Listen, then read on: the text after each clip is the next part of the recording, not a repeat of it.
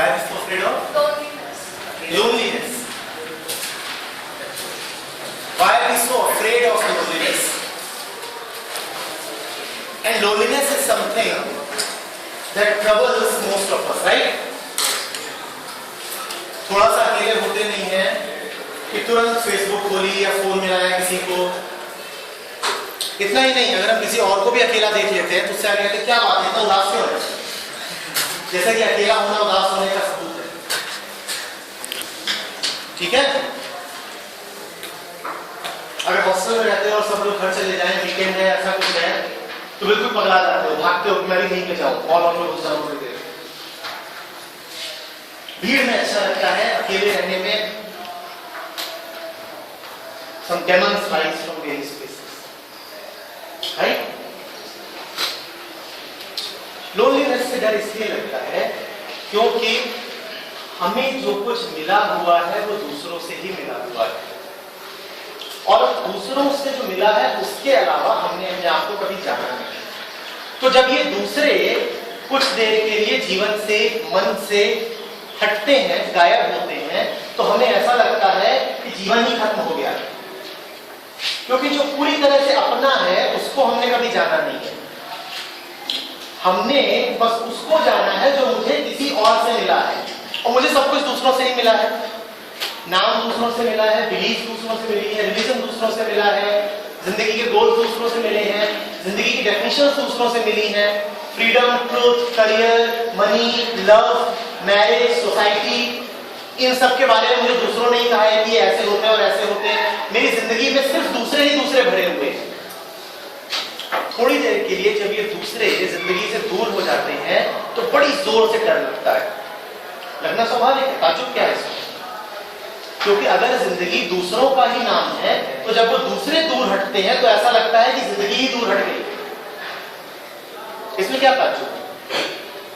Loneliness से बस उसको ही डर नहीं लगेगा जिसने खुद को जाना है, जो कहता है कि दूसरों के अलावा भी मेरा कुछ है जो किसी ने मुझे दिया नहीं और कोई मुझसे छीन नहीं सकता। वही नहीं डरेगा लोनलीनेस से। फिर उसके लिए लोनलीनेस बन जाती है अलोननेस। फिर उसकी लोनलीनेस को कहा जाता है अलोननेस। और ये दोनों शब्द बहुत अंतर है इनमें, जमीन आसमान का। अब उसकी लोनलीनेस एक डरावना सपना नहीं रह जाती, अब उस अलोननेस में वो प्रसन्न रहता है, आनंद है उसका। Are you getting it? That same solitude is something now to be reveled in. It becomes a festivity. You are enjoying it. That same solitude. But most of us are extremely uncomfortable with being with ourselves.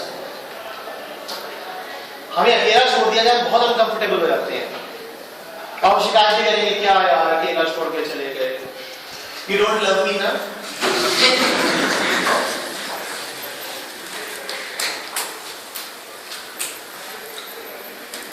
जिसको अपने साथ comfort नहीं है, किसी और को उसके साथ कंफर्ट क्यों आए? आप अपने साथ रहना पसंद नहीं करते, वो आपके साथ रहना कैसे पसंद कर सकता है? आपकी हालत इतनी खराब है कि आप अपने साथ रहना गवारा नहीं कर सकते। You know I think, how can I do it myself? आप अपने साथ रहना बर्दाश्त नहीं कर पाते, दूसरा कैसे बर्दाश्त कर ले आपके साथ रहना? सबसे पहले तो अपनी अलोननेस को पाइए, अपने साथ खुश रहना सीखिए, दूसरों पर डिपेंडेंसी घटाइए। बात समझ रहे हो? इस लोनलीनेस को अलोननेस में बदलो। और बहुत मजे की बात है कि जो अलोननेस में खुश होना जान जाता है, जब वो दूसरों के साथ होता है तो फिर पूरी तरह उनके साथ हो पाता है। क्योंकि देखो, जो लोनली है जब वो किसी दूसरे के साथ होगा तो कैसे होगा? I was lonely, I was desperate for company. कोई मिल जाए, कोई मिल जाए। तो अब जो मुझे मिलेगा मैं क्या करूंगा उसके साथ?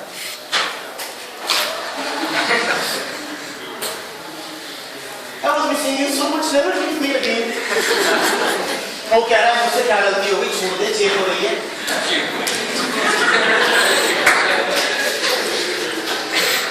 और आप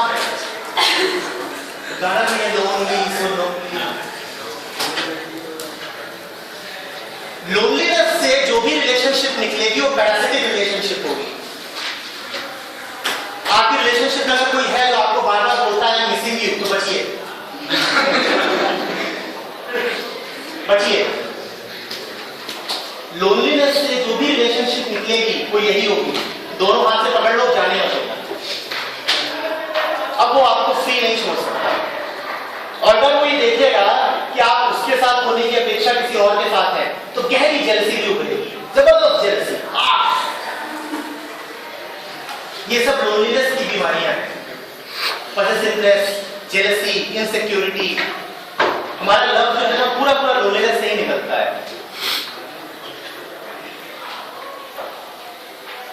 मेरे सारे दोस्त यार थे, मेरे साथ घूमते थे, उन सब की तो शादियां हुई, मैं अकेला रह गया। मां मेरी भी करा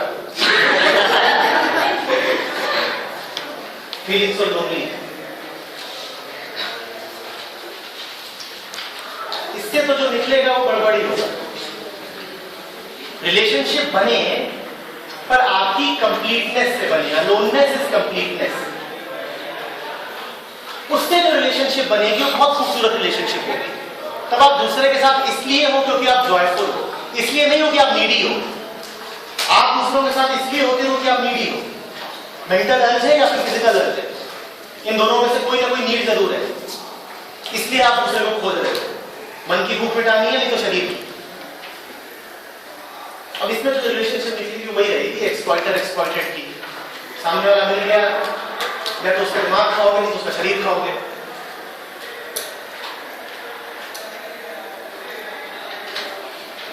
एक सुंदर रिलेशनशिप होती है जिसमें अकेले में भी हम खुश थे, अकेले में तुम भी खुश थे, और जब साथ है तो यही खुशी बढ़ रही है। साथ इसलिए नहीं है कि अकेले होने में दुख है, साथ इसलिए है क्योंकि खुश है। साथ होके खुश नहीं है, साथ इसलिए है क्योंकि पहले से ही खुश है। हम कहते हैं कि जब हम साथ होंगे तब हम खुश होंगे, ये लोनलीनेस की निशानी है। असली साथ वो है जिसमें हम खुश हैं इसलिए साथ है।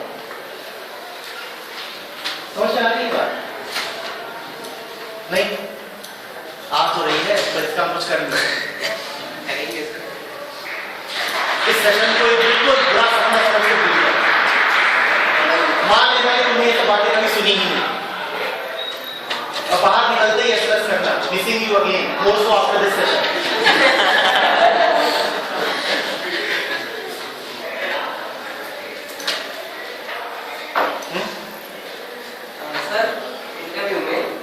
आंसर थे for the sake of the job थे, जो हम सही में है वो बताएं। We said communication is always for the other. If you are convinced that this is a firm which is not suitable to you, then please don't walk into the interview room. फैसला पहले ही कर लो, ये जान लो कि ये firm मेरे लायक है नहीं, जाओ ही मत उस रूम में। पर जब चले गए हो तो समझो कि सवाल क्यों पूछा जा रहा है और उसी हिसाब से उत्तर दो। तुमसे पूछा जाए Who are you? कौन हो? ये सवाल तुम रात में घूम रहे हो, एक पीसीआर वैन आके रुकती है, उसमें से वो भी पूछ सकता है। एक इंटरव्यू में भी ये सवाल पूछा जा सकता है, ठीक है, और क्लासरूम में भी पूछा जा सकता है। क्या तीनों ही मौकों पे एक ही जवाब होंगे? जवाब तो परिस्थिति के अनुरूप ही देना होगा, जवाब परिस्थिति के अनुरूप ही देना होगा, लेकिन परिस्थिति के अनुरूप जवाब देने का मतलब झूठ बोलना बिल्कुल भी नहीं है। Sorry to disappoint. नहीं सर, वही क्वेश्चन था, for the sake of the job मतलब हम झूठ बोल सकते हैं? झूठ नहीं बोलते। हम अगला में बोलते हैं कि सेशंस लेने का एक मंत्र रहता है कि भाषा तुम्हारी बात हमारी। कहूंगा वही जो मुझे कहना है, पर इस तरह कहूंगा कि तुम्हें समझ में आ जाए। और अगर लगे कि ये सामने वाला आदमी ऐसा है कि इससे सच बोल करके तो बात बिगड़नी ही है, तो वो इंटरव्यू देने ही मत जाओ, उस कंपनी में अप्लाई ही मत करो। पर एक बार अप्लाई कर दिया है तो वहां पर मिसरिप्रेजेंट मत करो, धोखा देने की कोशिश मत करो। कई नुकसान है। पहली बात तो तुम धोखा दे नहीं पाओगे। वो एचआर मैनेजर हमारे जैसे हजारों का इंटरव्यू रोज देता है, और एचआर मैनेजर भी इंसान ही है, कोई इंसान पसंद नहीं करता कि उसे झूठ बोला जाए। तुम्हारा और किसी वजह से रिजेक्शन होना हो, इस वजह से जरूर हो जाएगा कि धोखा देने की कोशिश कर रहा था, मैनिपुलेट करने की कोशिश कर रहा था, तुरंत रिजेक्शन होगा, तुरंत। तो दो बातें मैंने कही, पहली, अगर ये दिखाई ही दे जाए कि इस कंपनी में अंदर जाके मुझे झूठ ही बोलना है तो इंटरव्यू देने ही मत जाना। दूसरी बात, इंटरव्यू देने भी गए हो तो ये याद रखो, हाँ जी सर, तो ये याद रखो कि ये सवाल पूछा क्यों है सामने वाले ने। भाई आखिरकार वो यही जानना चाह रहा है ना कि तुम्हारी सूटेबिलिटी क्या है इस कंपनी के लिए। इस बात को ध्यान रखना, झूठ नहीं बोलना है पर एप्रोप्रिएट आंसर देना है। सर आपने एक क्वेश्चन बता दिया, वो पहले सवाल अगर वो पूछ लेता है वो वाला, तो अक्सर बताते हैं कि जैसे आज सुबह भी डिस्कस कर रहे थे कि मैं गाँव बताया, उसके बाद अपनी परसेंटेज बताई और ये बताया, तो क्या वो आपको उससे आइडेंटिफाई क्या बताया थे वहाँ? इसमें भी कम से कम 20 तरह के अलग अलग सिचुएशन हो सकती है अपनी पारी में। तुम इंटरव्यू देने जाते हो, 3 लोगों का पैनल है और तीनों में दिख रहा है कि आपस में गड़बड़ी चल रही है, तुम्हारे आने से पहले बस एक दूसरे को, मैं एक्सट्रीम केस ले रहा हूं पर इतना तो होता ही है कि वो तीनों अवॉइड है और तुम आते तुमसे कहते हैं yes who are you, introduce yourself, एक ये सिचुएशन है। दूसरी, कोई अकेला बंदा है, वो मजे से बैठा हुआ है, चाय की चुस्कियां ले रहा है और तुम आते हो कहता है यस ये मैन, इंट्रोड्यूस योरसेल्फ। तीसरी सिचुएशन है, 2 मेंबर्स बैठे हुए हैं, तुम अंदर आते हुए घड़ियां देख रहे हैं, उनकी फ्लाइट छूटने वाली है, तो इंट्रोड्यूस योरसेल्फ। क्या तीनों मौकों पे एक ही जैसा जवाब दोगे? सिचुएशन समझो और एप्रोप्रिएट आंसर दो। Appropriateness, and that appropriateness cannot be taught. That will be a function of your attention. बात को वहीं पे समझो और जो फिर appropriate आंसर हो दे। बात समझ रहे हो? अगर एक एटीट्यूड के साथ जाओगे अंदर कि अगर मुझसे पूछा गया कि who are you, तो मैं ये सब बोल दूंगा, बात गड़बड़ हो जाएगी। एटीट्यूड के साथ कुछ भी करना गड़बड़ ही होगा। Because we said that attitude is the enemy of understanding. You will not understand what is the right answer to give